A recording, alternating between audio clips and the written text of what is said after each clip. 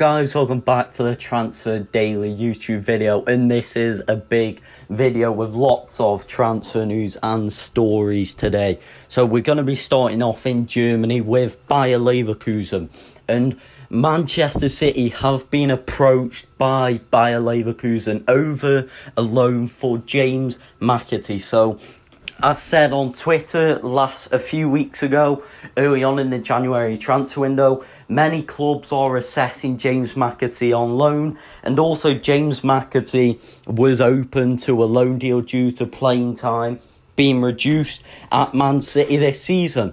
So there is no formal offer yet from Bayer Leverkusen, but it could happen in the next days after a loan plus an obligation to buy is being discussed. And the interest from Bayer Leverkusen is from Xabi Alonso, as Xabi Alonso really wants a player.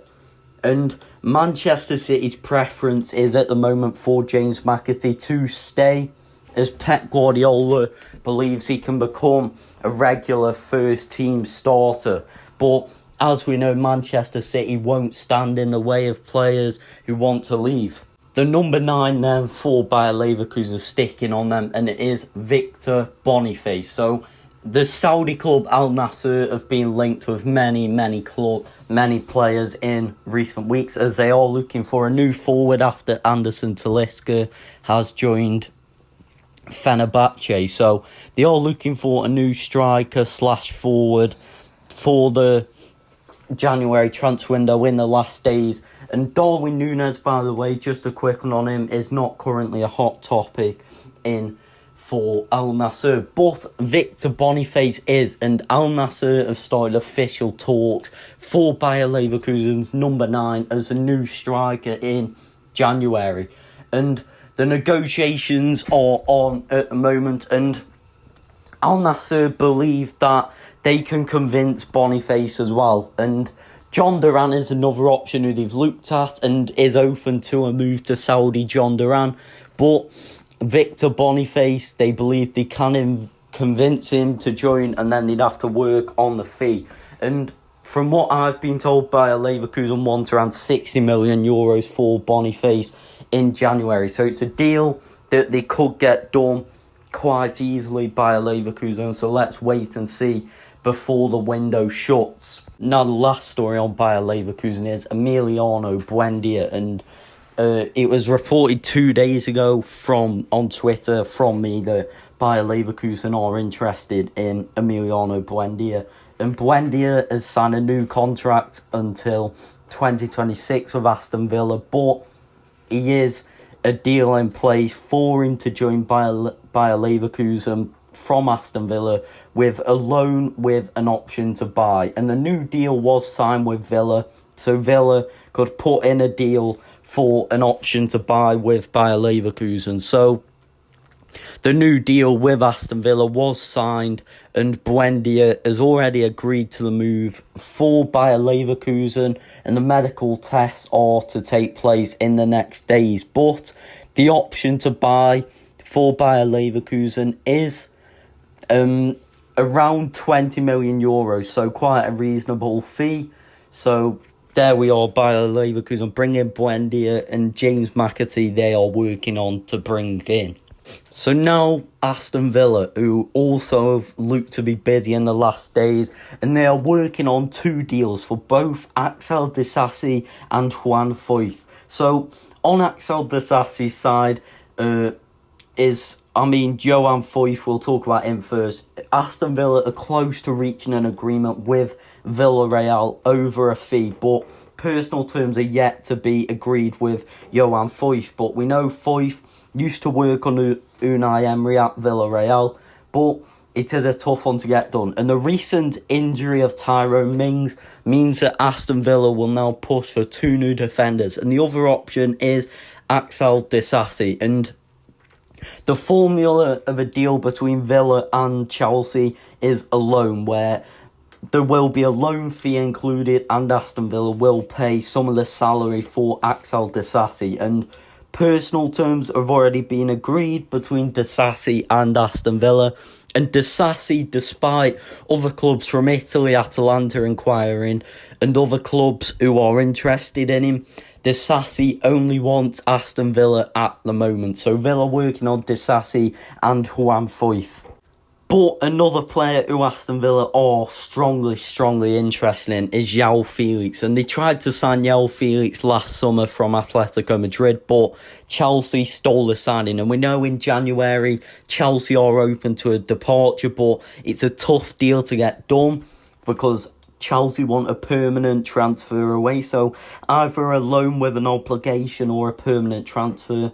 AC Milan have shown interest, but so have several other clubs in Europe, and Aston Villa are the latest, and Aston Villa are in direct contact with Chelsea over João Felix. So Aston Villa's interest, even dating back to last summer, was mostly pushed by Unai Emery, and Unai Emery absolutely loves the player, so that is where the interest is pushed from, and we just have to see in the next days what goes on for Felix, because it is a tough deal to get done.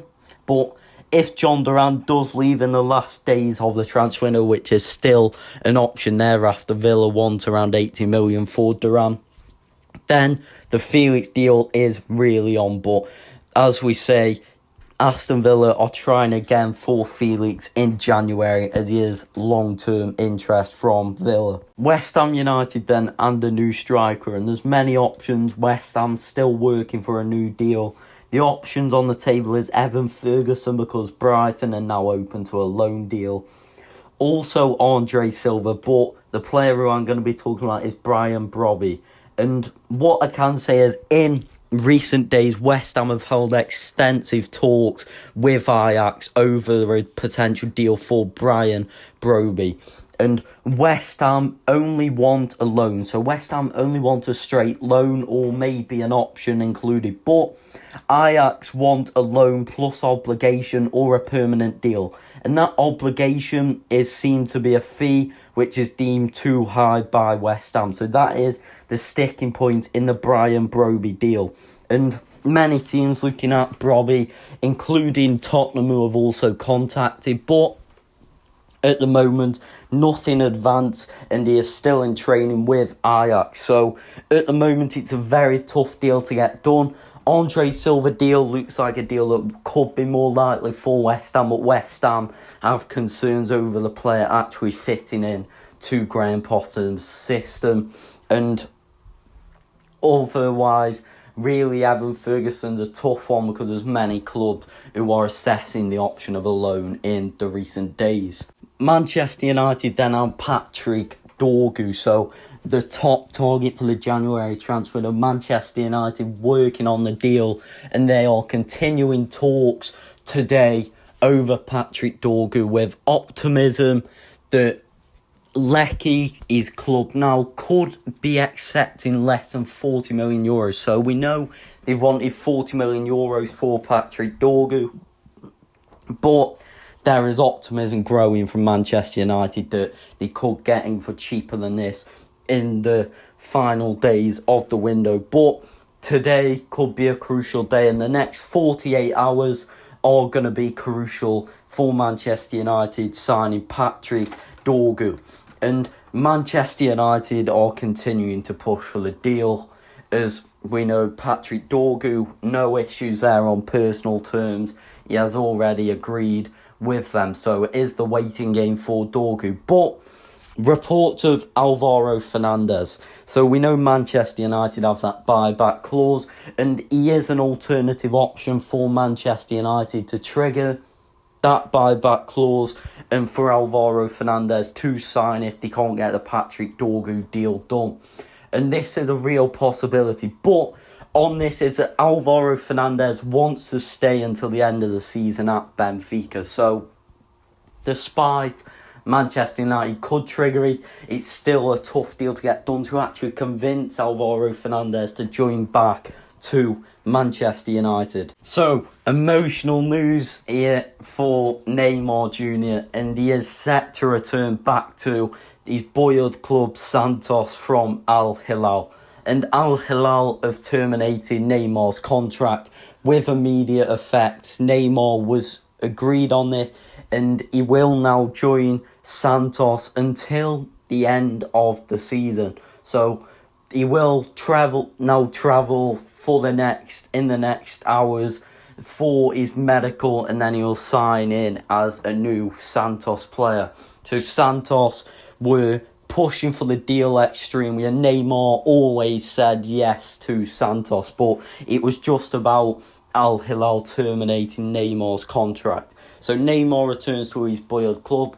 This now opens a slot up for Al Hilal to sign a superstar, more than likely next summer, with Mohamed Salah being eyed as one of them players. But as we know, anything could happen in the last days of the transfer window. So thank you for watching the video. Make sure to subscribe, and I'll see you with more updates soon.